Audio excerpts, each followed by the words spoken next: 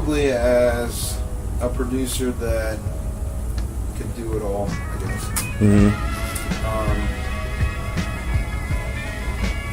Not have a sound, I guess, would be. I think one of the biggest compliments is when somebody says, "Oh, you made that?" or "Oh, that sounds completely different than this song you did." Right, I'm surprised that you did that. Like, right. To that, like, you being able to make something different out of the genre that you normally make. Right. Or even completely just from one side to the other. From, right. You know, the boom bap side to the trap side. Right. Electronic side or whatever, pop side, wherever. Like, just to have things that sound completely different. Have a catalog that just is all over the place. Right. And it's good, not just like any old thing. Typically, I usually find a sample or something that sticks out to me. Loop it or chop it up or however, basically get a meat, like a melody or something together first. Then I'll usually add bass, other instruments. Myself personally, I like to add drums last. I know a lot of people start with drums and then go from there. I think for me, drums are really what make the song pop, make the song bang, make the song hit the way that it should. So you can have the same exact samples with two sets of drums and they're going to sound completely different. The vibe is going to be different. So I usually stick to doing the drums last. Last? Yeah. Wow. So,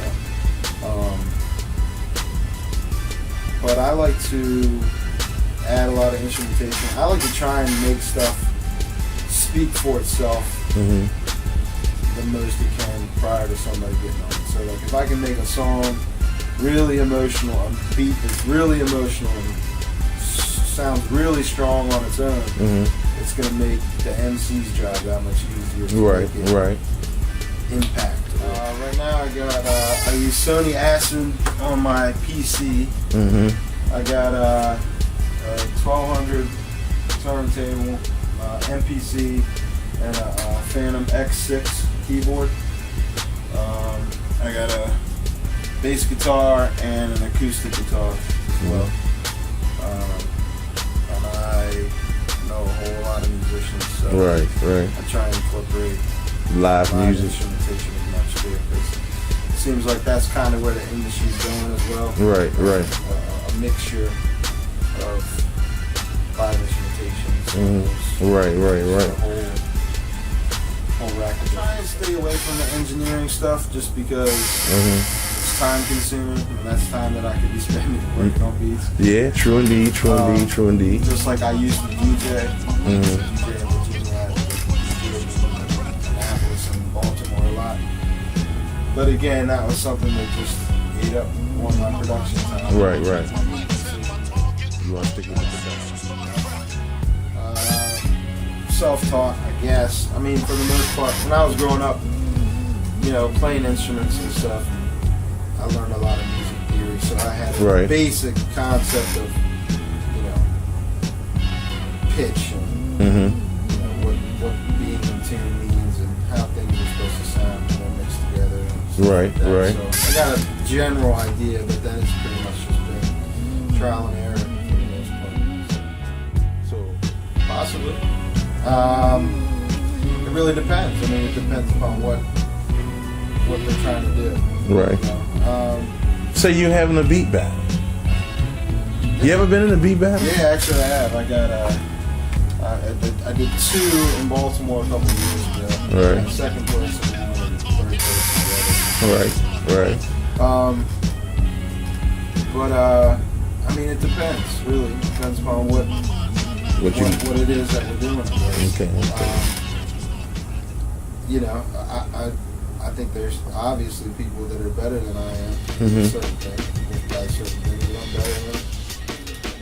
And in some aspects, your music should speak for itself. Correct. I'll be honest with somebody. Tell them that it's really good, or it really needs work. Right. I'm not afraid of giving honest feedback because I appreciate that when I get that. Correct. Everybody has people that'll tell them their shit's amazing. Oh yeah, But yeah. I want to know the person who thinks Right. So I want to know why they think so, what I can do to improve that. I mean, I want to know the negative feedback because I want to improve. So Right. I mean, it'll make you a better producer at that point. yeah, complacency I think is a monster. It can bring you down. I've seen a lot of people get complacent. What do they do? They fail, basically. In closing, I'm gonna let the people know how they can find you. Where can they find you at? Where they can find your artwork at? Well, let's see. If you go to about.me/illMEASURED, it's basically like the homepage of all my stuff. It's got Facebook, Twitter, Instagram, SoundCloud, all that stuff's on there.